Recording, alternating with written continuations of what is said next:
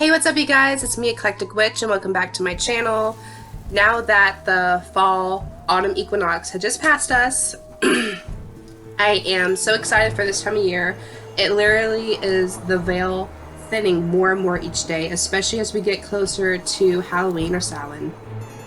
And because of that, this time of year, I wanted to film more videos all pertaining spirits or spirit work, psychic abilities, mediumship, and so forth. So this is my first video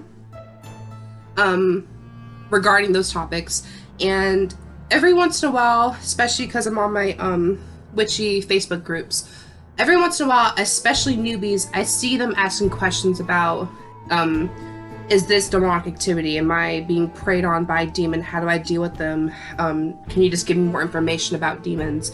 And I know it's a very controversial topic. I do have experience with demonic activity, so I'm going to be having two different videos about demons. This particular one, this video right now that you're watching, is going to be just information generally about demons and demonic activity. My next video is going to be about my personal experiences about demonic activity. So I just wanted to give you both in case you were curious or you just want to have the best of both worlds and make up your own mind about them. So this video may be very long, so I'm just going to move right into it. Now, I also decided to type, wow, you can't even see that. I did type notes for this video about demonic activity and demons. Just because I want to make sure I didn't leave anything out. So like I said, we're just gonna move right into it. Okay, so let's just move right into demons in general, and then we're gonna talk about their abilities and how do you know, and the stages about demonic activity. So demons, you know, they're generally seen as either fallen angels or they're just negative, evil, malevolent entities. Now, demons, they're very, very deceptive about concealing their true identity. If you see me looking off to the side, I'm referring to my notes. They often disguise themselves as harmless spirits, ghosts, sometimes loved ones, pets. They'll do anything they can to deceive you because demons are master shapeshifters. They can morph and shift between genders, between any type of animal, identities to disguise themselves, like I said, loved ones. And they will shapeshift anything that will best fit their goal against their intended target or targets. They generally shapeshift and do this so they can confuse and manipulate their targets to letting down their guard so they can essentially feed off them energetically and cause distress and chaos as much as possible to them and the people around them, and worst case scenario, possibly even possess you. Now, it's very important to obtain the demon's name, and that's another reason why demons also disguise themselves, their true identities, because having the name of the demon will help the priest or the priestess or the shaman, exorcist, whoever, to successfully banish or entrap the entity. Now, generally, foul smells like rotting garbage or sulfur are telltale signs of demonic presence, as well as hearing. Animal grunting are also associated as well. And their appearance, like I said, can range from anything. It could be a dark shadow figure, to a human-like form, to a half-human-like form. Just whatever. Do not ever, ever, ever, ever attempt to taunt or challenge a demon. Because you know, unless you're properly trained to handle them or banish them or entrap them, this, you know, taunting them generally just increases the violence at a haunted location. And my general rule of thumb, just in general for witchcraft, is do not try to summon anything or get the attention of something that you cannot properly banish or get rid of yourself, you know? Now, demons, they have the ability to invade our homes, attach themselves to objects, to people, and cause both mental and emotional torture by attacking physically attacking them and feeding off them energetically, and also possessing humans. Now, demons are most commonly seen, if you look up, and with my own personal experiences, demons are most commonly seen as black masses standing in doorways or in corners of the room. They generally just have a hatred for mankind, and they see us as easy prey. And their main goal is just to break down a person's free will so they can make a way later for possession.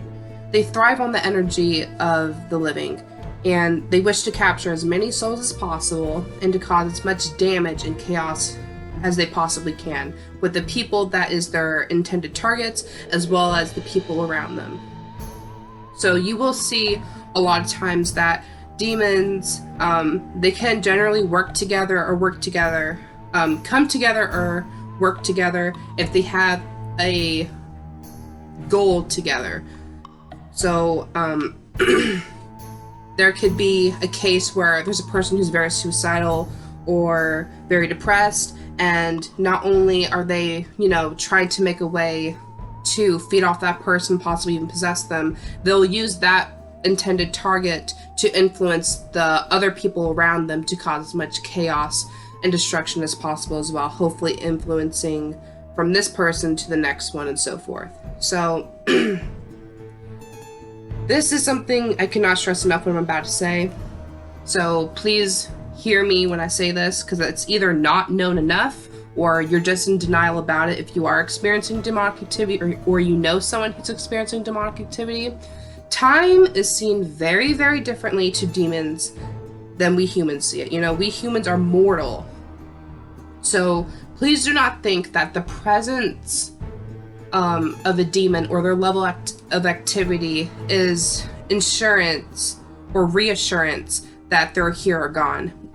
What I'm saying is, if you for sure know you are having demonic activity and you start seeing things quiet down, you haven't had scratches on you or bangs in the night or attacks or nightmares, whatever it may be, for like a few weeks or so, and you're like, I think they're finally gone. I haven't experienced anything that happened, whatever, and I think they're gone. That is never, ever, ever, ever, ever the case. And I know it's wishful thinking, we want the best, but it would be very naive to ever think that way, because what demons are essentially doing that in that way is they're trying to get you to let your guard down again, so they can attack you or feed off you or come back at you when you least expect it. And I noticed personally that demons, they tend to feed off us or drain our energy from our central channel within ourselves, meaning like within our spinal column. With me personally, I remember they were trying to feed off me from the top of my head, the base of my neck, and the base of my spine in particular. Now I'm just going to list some demonic abilities that I noticed that I personally experience. I'm not going to go too much into the experiences, just what those abilities that I did experience with demons. Now, I've noticed that demons have been able to misplace, move, and even break objects. And they do this to just also intimidate you, bring about fear, and manipulate you and whatnot. Now, just like angels, demons have the ability to put thoughts and ideas in your mind and, making you believe that those are your own thoughts. Like, you ever hear people saying that have demonic activity or whatever, that, they want to hurt themselves or other people. And like I said, just like angels, demons have the ability too, which is why, if you or someone who's experienced stuff like that, it's most likely because, the lower your vibration is, the more susceptible you are to demons. And that means if you are depressed or you're very, very sick, you're very fearful, you have mass amount of guilt, shame, anger, all those emotions puts your energetic vibration, your aura, lower in vibration. It makes you more susceptible to the influence of demonic activity and demons in general. Demons also have the ability to manifest apparitions and illusions to generally just deceive you and let you get your guard down. They have the ability to invade your dreams and induce nightmares. They can create noises and voices to mimic, to again let you get your guard down and to lure you into another attack. Generally, I also noticed that demons have the ability to bite you, to knock things over or knock on walls, to scratch victims and surfaces. Now, this happens when they generally have more energy. The more that the demons feed off you, the more they generally can do. And that's something I also need to let you guys know, is that if somehow a demon is within your home, like it's attached to you and it's within your house, walls within a home, they act as batteries. They absorb residual energy over time. And demons, especially in the earlier stages of demonic activity, they'll use the walls to store their energy, or they'll use the energy within the walls to feed themselves so they can have more energy and use that for their will. Which is another reason why, even if you are not trained to deal with demons, it's important to at least try to cleanse your house, because you don't want all that negative energy going to them and whatnot. And like I said, if you, they tend to feed off of dense and low vibrations like fear, guilt, illness, shame, and anger. So the more you raise your vibration, the better off you are against demonic activity.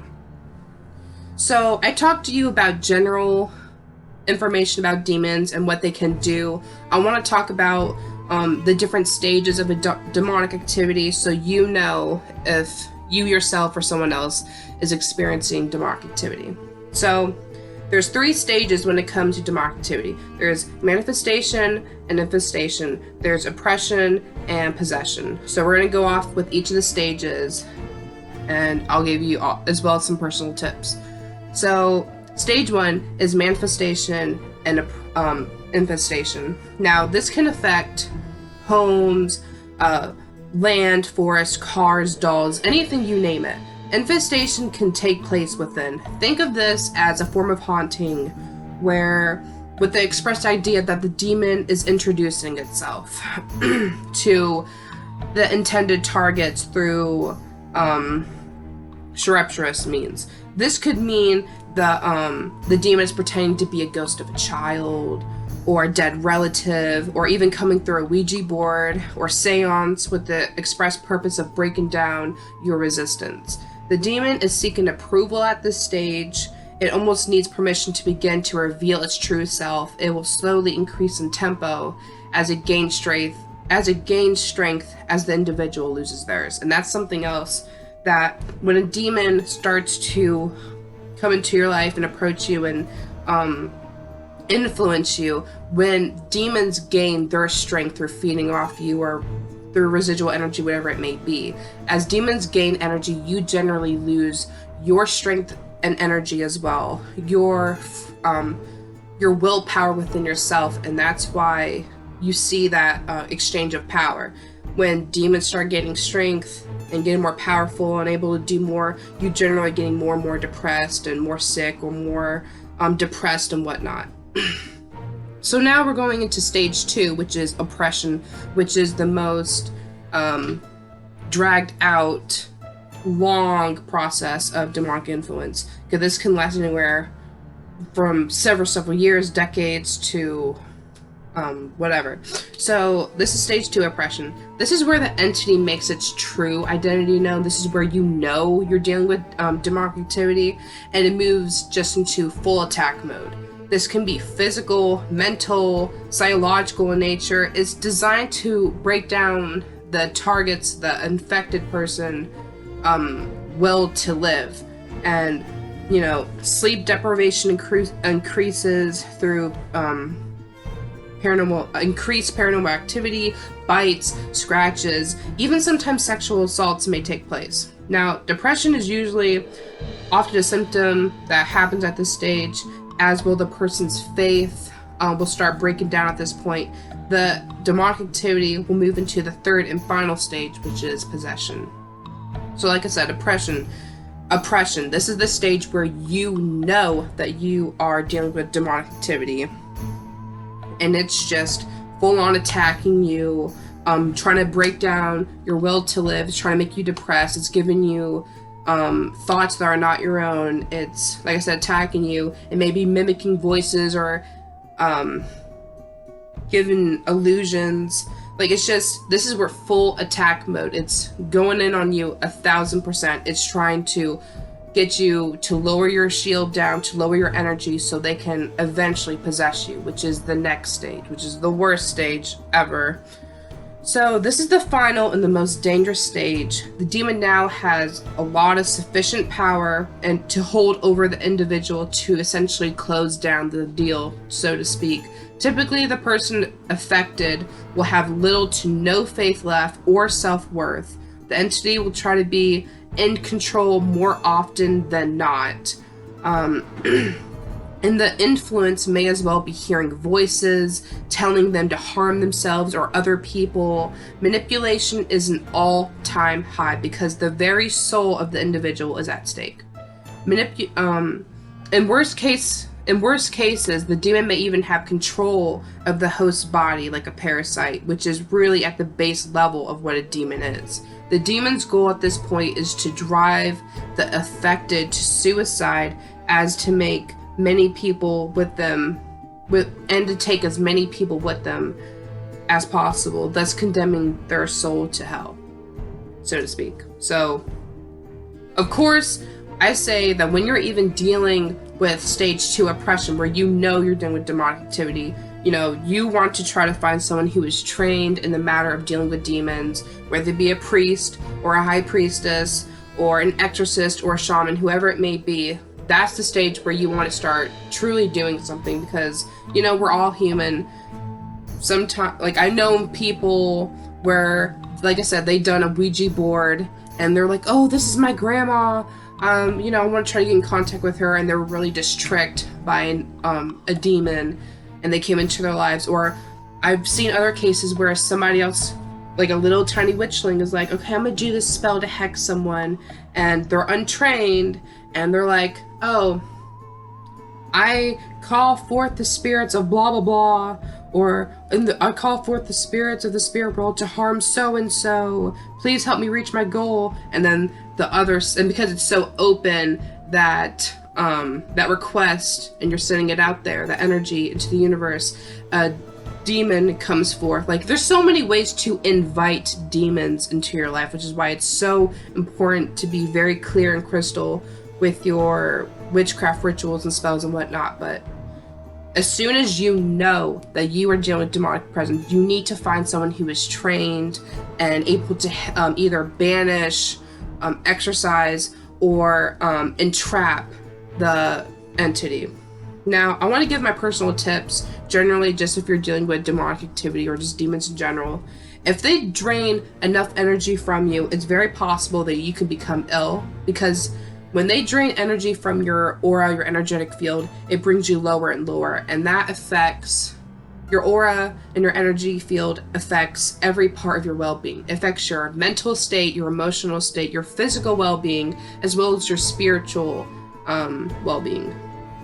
Now, they could still, like I said, they could steal energy from the walls of your home. They're great storage vessels, like residual energy, acting as batteries for them. So when you are smudging yourself in your home, be sure to get the walls, the doorways, the closets, the the windows. And when you are trying to do things by yourself before, like you're just trying to buy time until a professional can come in and help you with demonic activity, use herbs that specializes in protection, cleansing, banishing. Also, you can make your own consecrated holy water, which means you're just essentially taking fresh water, praying over it, or charging it in the sun and moon, or all three of those things, and then you're blessing it or consecrating it with your energy to be your holy water, if you are not Christian and have access to getting holy water from a church or whatever. And demons and evil spirits, I've noticed they hate it when you eat onions, garlic, and ginger. I think it's just generally just rooted vegetables in general, but especially those three and the combination of the three, it keeps you strong and healthy, and it helps prevent the influence of demonic activity. So those are all my information for now, without speaking about my personal experiences about my demonic activity. So I hope you guys enjoy this video. I'm very sorry it was long. I just wanted to make sure I covered a general basis of demons without going into my personal experiences about demons, which I'm going to film very soon, or maybe even after this one, I don't know yet. But thank you so much for watching. Blessed be, and see you next time.